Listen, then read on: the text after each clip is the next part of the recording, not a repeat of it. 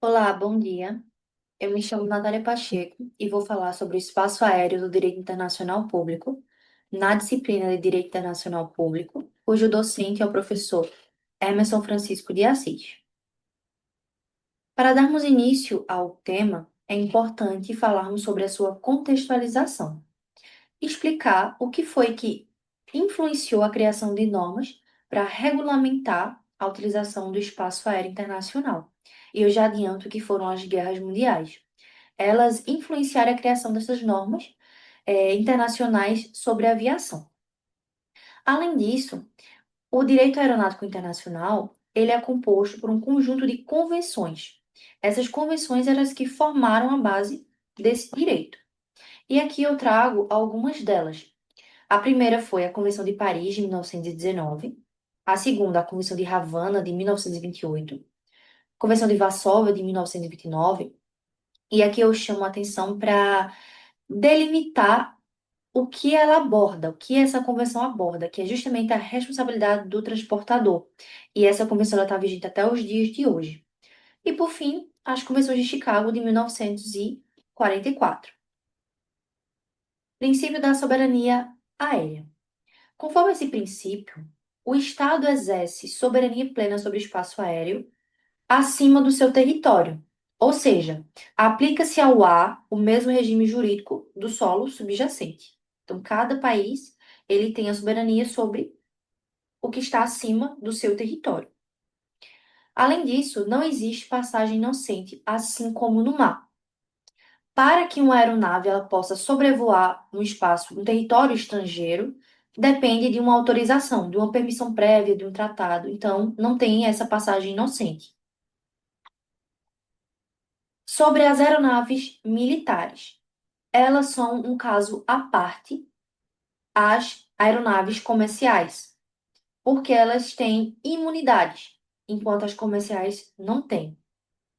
As aeronaves militares, elas são livres para sobrevoar seu território e também as áreas sem soberania.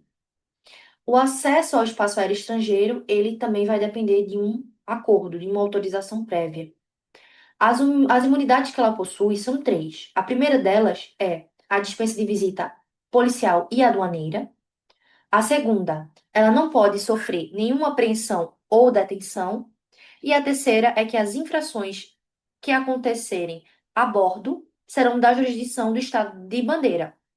Ou seja, vamos supor que uma aeronave brasileira militar ela esteja sobrevoando o território da Argentina. Caso ocorra alguma infração a bordo, a jurisdição para julgar essa infração é brasileira, não argentina. E por fim, as aeronaves militares, elas também devem respeitar as leis locais, como as sanitárias, as de defesa e afins.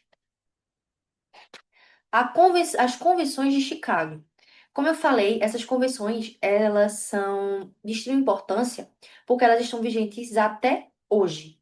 E elas criaram algumas coisas muito importantes, como o estabelecimento de uma organização de aviação civil internacional, OACI, a uniformização de regras de tráfego e transporte aéreo internacional, e também a exigência de somente uma única nacionalidade. Cada aeronave ela só pode ter uma única nacionalidade, que vai ser definida no momento do seu registro ou de sua matrícula. E o que é que isso implica? A nacionalidade. Duas coisas, a responsabilização e a proteção diplomática.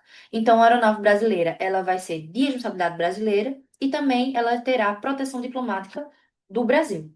Então, vai implicar essas duas coisas, a nacionalidade. Além disso, as convenções de Chicago, elas criaram um sistema de cinco liberdades, duas técnicas e três comerciais. Essas liberdades, elas servem para... É como se elas fossem permissões de atitudes que essas aeronaves elas podem tomar. Vamos começar abordando as técnicas. A primeira técnica é o direito de sobrevoar o território de outro país sem pousar. Só que aí a gente tem que lembrar de uma coisa que eu mencionei anteriormente, que não há a passagem inocente, assim como no direito marítimo. No direito aéreo, A aeronave, para ela sobrevoar um território estrangeiro, ela precisa de uma autorização prévia ou seguir rotas aéreas e regulamentos estabelecidos por acordos internacionais. Esse direito ele não é automático, ele depende de uma concessão, de um acordo do país estrangeiro. Então, essa é uma liberdade que depende de uma autorização, diante do direito de soberania que cada estado tem sobre o espaço aéreo subjacente ao seu território. A segunda liberdade técnica é o direito de pousar em outro país para fins técnicos, como abastecimento ou manutenção. E isso não inclui, o embarque e o desembarque de pessoas ou cargas. E aqui eu trouxe um exemplo. Uma companhia aérea da França está operando um voo de Paris para Buenos Aires. E aí ela precisa parar em Recife para abastecer para poder ir para Buenos Aires. Então isso é um pouso técnico. Ela não está embarcando nem desembarcando nada. Ela está somente fazendo um abastecimento.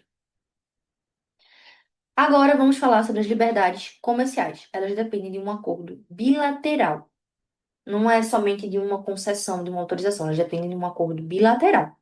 A primeira delas é o direito de desembarcar passageiros e cargas originados do país de matrícula da aeronave em um país estrangeiro. Então, vou voltar para esse exemplo aqui. Então, a França, ela pode levar passageiros da França e desembarcar eles em Buenos Aires. Então, isso é a primeira comercial. Desembarcar passageiros ou cargas originados do seu país para outro. A quarta, ela é o oposto. Embarcar passageiros e cargas em um país estrangeiro com destino ao país de matrícula da aeronave. Então, é a França, essa companhia aérea é da França, embarcando passageiros em Buenos Aires com destino para Paris. É o oposto. E a última liberdade comercial é o direito de transportar passageiros e cargas entre dois países estrangeiros. Então, aí já envolve um outro país. Eu peguei um exemplo prático. A Qatar Airways, que ela tem uma rota de Doha, que é dentro do seu país, São Paulo, no Brasil, e Buenos Aires, na Argentina. Então, ela vai de Doha, vai para São Paulo e depois vai para Buenos Aires. Ela vende passagens aéreas de São Paulo para Buenos Aires. Então, ó, ela tem essa possibilidade de envolver um terceiro país estrangeiro nessa relação. Ela não leva de Doha diretamente para a Argentina, ela para em São Paulo, embarca passageiros, também pode até desembarcar, e os leva para Buenos Aires. E essa é a última liberdade. E é assim que eu encerro a minha apresentação sobre o direito internacional público. E eu destaco que utilizei como referências as obras de Valério Mazzuoli, o curso de Direito Internacional, e também a obra de Francisco Rezec, Direito Internacional Público. Eu agradeço a atenção e desejo a todos um bom dia.